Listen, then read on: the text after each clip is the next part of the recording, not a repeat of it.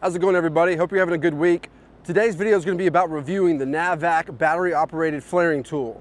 The model is the NEF6LI. So this is an orbital style flaring tool that gives you perfect flares every single time with no trouble at all. I absolutely love this product, and I'm going to show you how it works. I wanted to show you this is not the case that the drill came with. I absolutely love the Milwaukee pack outs. I have quite a few other ones as well. So I wanted to integrate that into my existing toolboxes to where they all lock into place and I can wheel them around or do whatever I need to do with it. So what I did is I removed all of the tools from the existing case and I put them in this Milwaukee pack out box here. I've got the foam inserts from Kaizen Inserts, I believe is the name, Kaizen Inserts. They make specific inserts for all the different boxes. They fit in there perfectly. And it's very dense material, so you can easily mark out the tools and cut them out. And they're layered, they're laminated so you can peel them off to get the depth that you need. So this flaring set comes with the fittings to be able to flare 3/4 inch copper all the way down to 1/4 inch copper. It comes with this deburring tool here, which works great. And it also comes with this tubing cutter, which has got 6 ball bearings integrated. This is a very nice cutter. So you want to start with getting a really square cut. Thankfully Navac hooks you up and gives you a nice cutter with the kit. Every flare that I use the Nylog. So this is just a gasket and thread sealant. It's actually made out of refrigerant oil, so it is safe for the system. I just put a little bit on the threads and on the back side of the flare so the nut can easily screw down tightly with less friction. So, and you don't have to tighten the nut as much when you're using this, which I think is always a good thing. So I also added to this kit was the other deburring tool that Navac makes. This one actually can do the outside of the piping as well as the inside of the piping. I really like to carry both deburring tools with me. You never know which one's going to work better in the application that you're working on. This is a great deburring tool as well as this guy. So having both of them on hand is good to have in your kit. All right, so the machine that I'm installing today is a 3-ton mini split. And on this machine, it calls for 5/8 and 1/4 inch copper lines. So I've already got the copper cut to length. I haven't deburred it yet, so I'm gonna go ahead and get it deburred and get it prepped and ready for this flare. So I wanna use this Navac deburring tool here. When I have plenty of space, I really like to use this one. I like the big grip that it gives me, and I can do the outside as well as the inside of the copper. So I'll start with the small 1/4 inch here, and as you can tell, it goes down small enough where you can utilize 1/4 inch copper.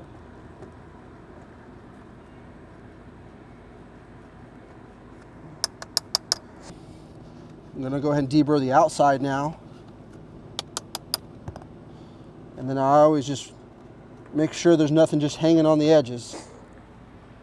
One thing to note as well, whenever you're deburring copper, the only time you really wanna do it is if you have copper shooting downward. You do not want all the shavings that you're deburring off the copper to go inside your lines. So always have it where the debris can fall down. If for some reason you have it where it's shooting upwards, then it's usually best to not deburr it at all. We'll go ahead and do the 5/8 side now as well.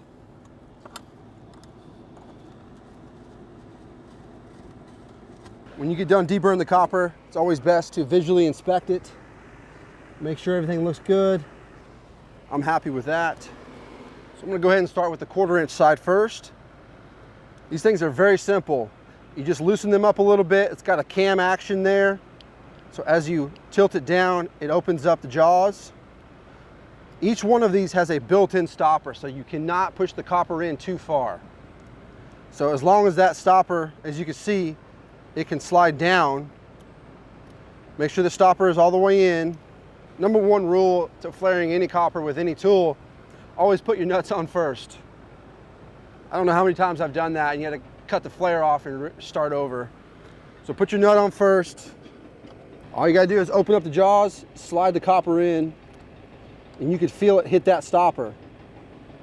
Keeping pressure against the stopper, push the cam action down, and then go ahead and tighten down the lever there.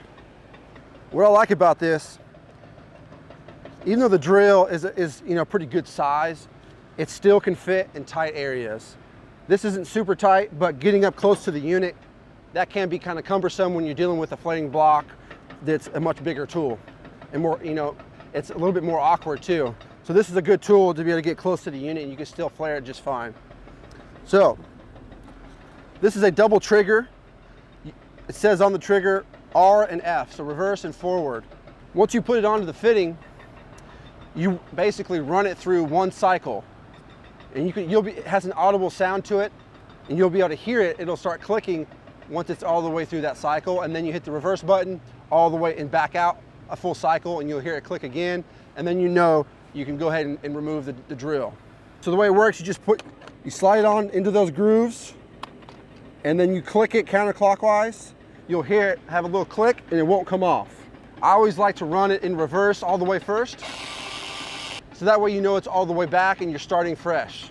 So now just hit the forward button until you hear it go through the whole cycle. You can hear it go gang, gang, gang, gang. It's got that clicking sound. You know it's all the way done. Now just hit the reverse button. Starts clicking again, you know you're done. You can go ahead clockwise, a quarter turn there. The drill comes right off. Loosen your jaws and then inspect your flare. Looks perfect. So it's just the way the tool is designed. You're gonna get a perfect flare every single time. One thing I've noticed on every single flare that I've done with this tool, the cone of the flare is perfectly symmetrical. It's not oblong one way or the other. It's perfectly square. I don't know how else to explain it, but which means it's gonna seat on your fitting perfectly square. It's not gonna be cockeyed or anything like that, which will create leaks. So again, once you run it through, remove your tool, inspect the flare, make sure it looks good, and then you're ready to do the next one. So now I'll grab the 5/8, and you basically just run it through the same process. Make sure your stopper is in place. Put your nut on. Slide the tool on until you feel it hit the stopper.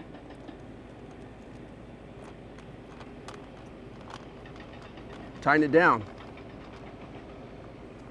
I'll make sure on the 5/8 it's really good and snug. With these handles, it's really easy to get a good tight grip where you can torque it down. You don't feel like you're over tightening or anything. It feels pretty stout, so I like that. Reverse it all the way. All right, so we're starting fresh. Counterclockwise till you hear it click, and then just run it forward. One full cycle. There you go, it starts clicking. You can back off of that, go in reverse. And there it goes. So you can hear that sound that it's done. Just remove your tool and inspect the flare. Make sure there's nothing hanging off. Everything looks really nice. There's no cracks. And that's pretty much it, guys. Again, this flaring tool is phenomenal. It is actually one of my favorite tools right now. I've been doing a lot of mini splits lately, it seems like, so I wanted to invest in this tool, and I'm sure glad that I did. It works great. And what we'll do is we'll go ahead and tighten these up, torque these nuts down, put it on a pressure test, and we'll verify everything is leak-free.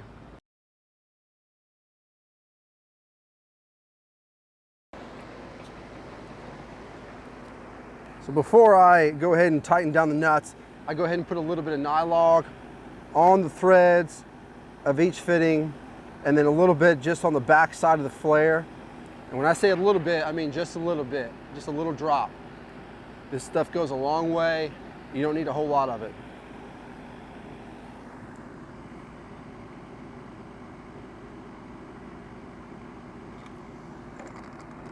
And you just want to take your finger and wrap around that top of that flare. That way it has a thin layer, and that nut will be able to slide really easily on the copper. Basically, you're just creating less friction, so you get a nice good seal. And then wrap around those threads as well.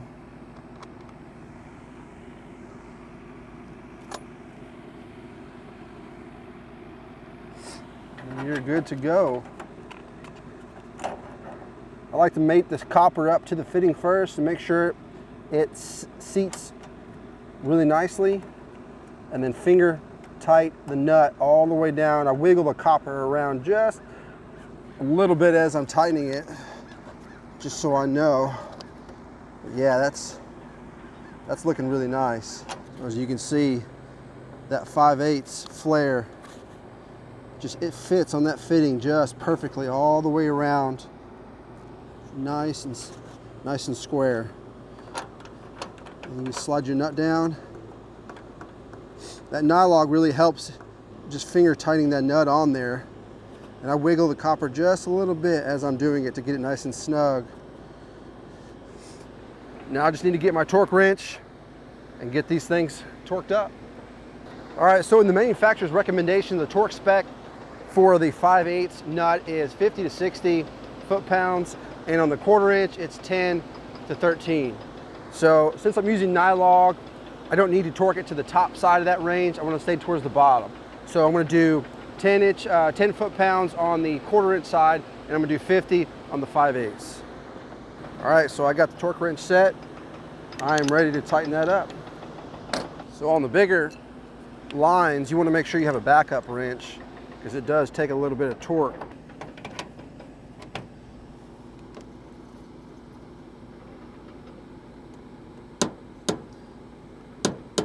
There we go. All right, so the 5/8 side is good to go. We go ahead and adjust this one all the way down to 10 foot-pounds. And so on the 1/4 inch side, you shouldn't need a backup wrench.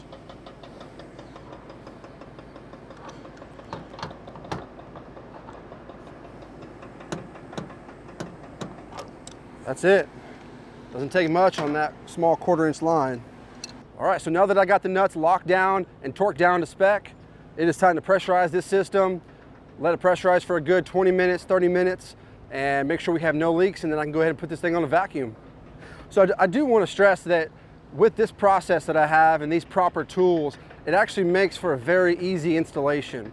Being able to cut, deburr, and flare that copper with precision is key.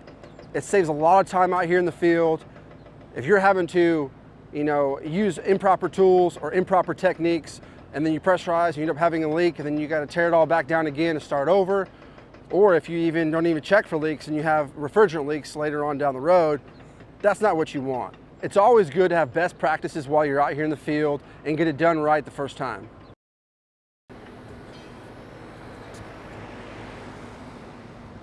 So this is another pretty cool tool that Navac offers.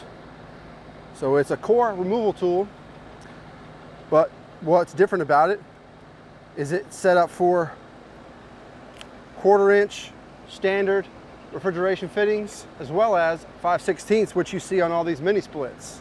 So the one tool can do both sizes, which is pretty awesome. All right, so my core is removed. Everything's good and tight. I'm gonna go ahead and get my field piece wireless probe. So what I like to do whenever I'm pressurizing or pulling a vacuum, I like to eliminate as many fittings as possible.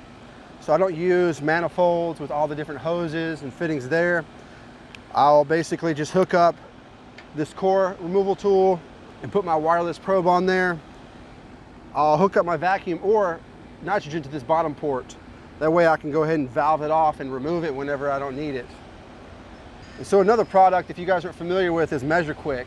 It's an application you can have on your phone or tablet, and that's how you talk to all your wireless devices.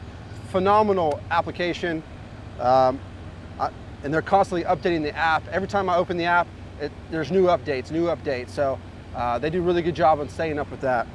It's always good with your nitrogen regulators, have them backed all the way out before you open the main valve.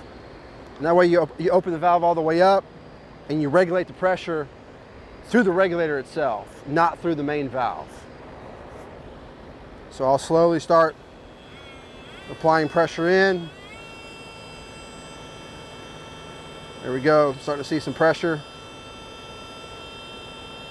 I think I'm gonna go up to probably 350 or 400 PSI. So it's been about 15 minutes now, holding at 350 PSI. I'm gonna let it sit for another 5 minutes while I get the vacuum pump up here, But that's going to wrap up this video. If you guys have any questions about what I'm doing or the tools that I'm using, leave them down below. Hit that like button if you liked the video. Subscribe if you haven't already. And as always, I really appreciate you guys watching. We'll see you on the next video.